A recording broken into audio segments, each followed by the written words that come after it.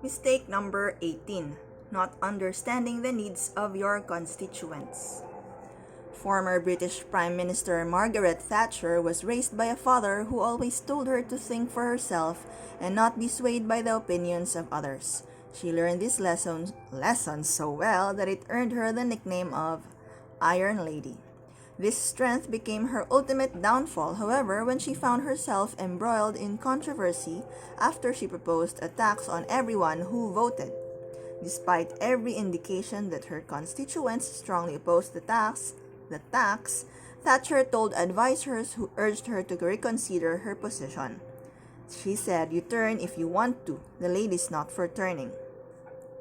Although we're not all politicians in the truest sense of the word, we all have constituents.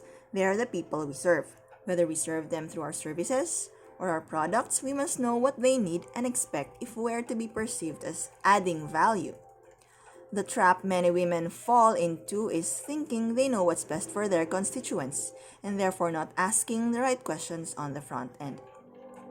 Take Belinda, a technical consultant to engineering firms. Belinda is as bright as they come, sharp as a whip. She knows her business inside and out. Other consultants go to her for consultation. Several years ago, Belinda found that her business wasn't as successful as she wanted it to be. She would sell an initial project to a company only to find that she didn't get repeat business. One day, a client with whom Belinda had developed somewhat of a friendship asked if he could give her some feedback. When he told her that his company appreciated her expertise but not her rigidity, she was shocked. She thought she was offering the best advice possible and always had the best interests of the client in the forefront of her mind. Instead, she found that her unwillingness to listen to clients' practical needs and applications was impeding her from being seen as adding value to a company. She was viewed as intractable and difficult to work with.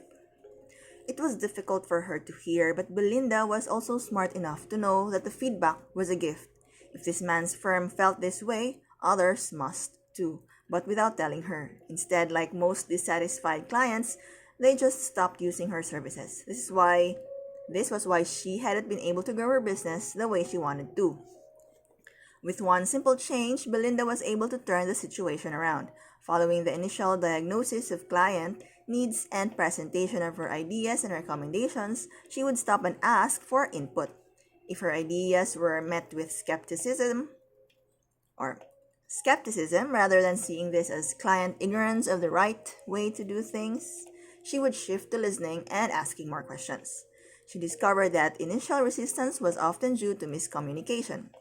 Further discussion helped bridge that gap. In some cases, she found that although the client wanted to implement her ideas in a manner different from the way she envisioned it, the changes actually worked and were ones she could later use with other clients. Belinda is a terrific example of someone who, aware of her own intelligence and capability, could be contemptuous of others who may not have been as talented. The lesson here is that there's often more than one way to skin a cat. You must take care not to be a victim of your own success. Coaching tips. Number 1. Read The Trusted Advisor by David Maister. I also mentioned this book later in Mistake 64 related to the importance of consultative skills. But it is such a good book that I thought mentioning it twice can't hurt. Maister talks about ways to build trust with your constituents that serves both you and them well. There is even a workbook that accompanies the book, which I've included on the reading list. Number 2. Be more concerned with doing the right thing than doing things right. It's not a sign of weakness to change your mind when data collected dictates it's the right thing to do. Number 3. Be acutely aware of the needs of your constituents. If you don't know what they are, ask.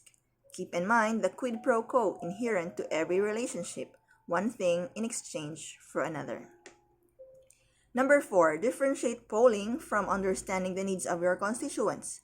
Polling is what you do when you can't make a decision independently. Understanding the needs of others is information you may or may not use to make decisions that impact them. And number 5, when met with resistance, avoid the urge to oversell. which usually results in polarizing factions or creating win-lose situations. Instead, let resistance be your cue to back off and shift to active listening.